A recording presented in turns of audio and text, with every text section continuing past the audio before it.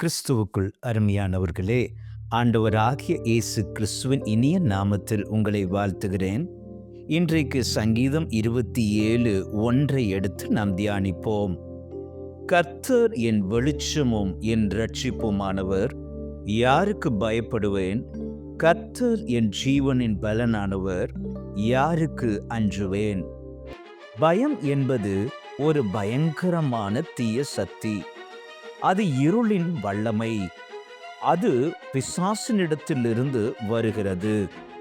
சாத்தான் எப்பொழுதுமே ஒருவனை மேற்கொள்ள நினைக்கும் போது பயமுறுத்தி நடுங்கச் செய்து அதற்கு பின்னால் மேற்கொள்ளுவான். சிங்கம் தன் உணவுக்காக ஒரு மிருகத்தை பிடிக்க நினைக்கும் போது முதலில் பயங்கரமாக கர்ஜிக்கும்.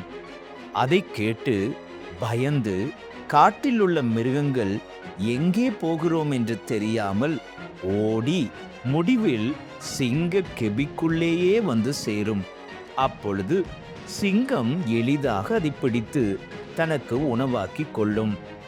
பயம் சாத்தான் உபயோகிக்கும் தந்திரமான ஆயுதம். நீங்கள் கிறிஸ்துவின் மேல் வைத்திருக்கிற அன்பு ஒன்றுதான் இந்த பயத்தை மேற்கொள்ளக்கூடியது. அந்த அன்பு தேவனுடைய பிரசன்னத்தை வல்லமையாய் உங்களுடைய அருகிலே கொண்டு வந்து விடும். 1 யோவான் 4:18 வாசித்து பாருங்கள். அன்பிலே பயமில்லை, பூரண அன்பு பயத்தை புறம்பே தள்ளும். பயமானது வேதனை உள்ளது.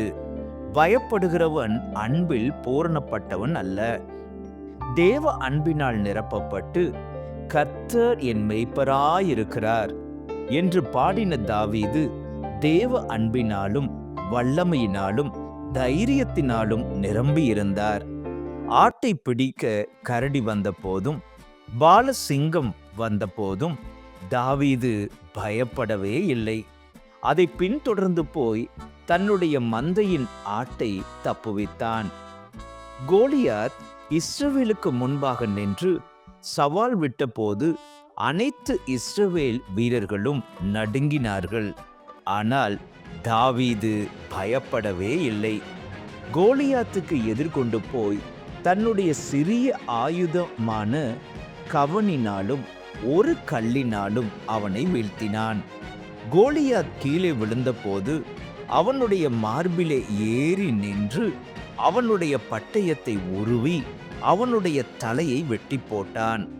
கர்த்தர் கூட இருக்கிறார் என்கிற விசுவாசமானது கர்த்தருக்காக பராக்கிரமங்களை செய்ய ஏவி எழுப்பினது.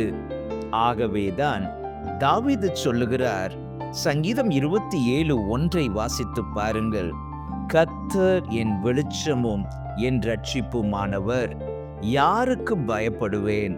கர்த்தர் என் ஜீவனின் பலனானவர், யாருக்கு அஞ்சுவேன்? ஆம், தேவனுடைய பிள்ளைகளே, பயம் என்பது ஒரு தீய ஆவி. அது பாதாளத்திலிருந்து வருகிறது. பயம் என்பது சாத்தானுடைய ஒரு ஆயுதம். அவன் எப்பொழுதுமே தீய காரியம் எப்பொழுது நடக்கப் போகிறது, அந்த குடும்பம் எப்போது அழியப் போகிறது, குடும்ப ஐக்கியம் எப்போது உடையப் போகிறது என்றெல்லாம் எதிர்மறையான தோல்வியின் எண்ணங்களை பயன்படுத்த முயற்சிப்பான். ஆனால் நீங்கள் கர்த்தரை துதித்து ஆராதித்து பயத்தை மேற்கொள்ளுங்கள். கடைசி காலத்தில் பூமியின் மேல் வரும் ஆபத்துகளுக்கு பயந்து எதிர்பார்த்திருக்கிறதினால் மனுஷனுடைய இருதயம் சோர்ந்து போகும் என்று இயேசு லூக்கா 21:26 சொன்னார். தேவனுடைய பிள்ளைகளே, கர்த்தர் உங்களோடு இருக்கிறபடியால் நீங்கள் எதற்கும் பயப்பட வேண்டிய அவசியமே இல்லை. எனவே பயத்தை தூர எறியுங்கள். இயேசுவை உங்கள் உள்ளத்திலே, வாழ்க்கையிலே, உங்கள் குடும்பத்திலே இடம் கொடுத்து இயேசுவை பற்றி கொள்ளுங்கள். கர்த்தர் தாமே உங்களையும் உங்கள் குடும்பத்தையும் ஆசீர்வதிப்பாராக. God bless you.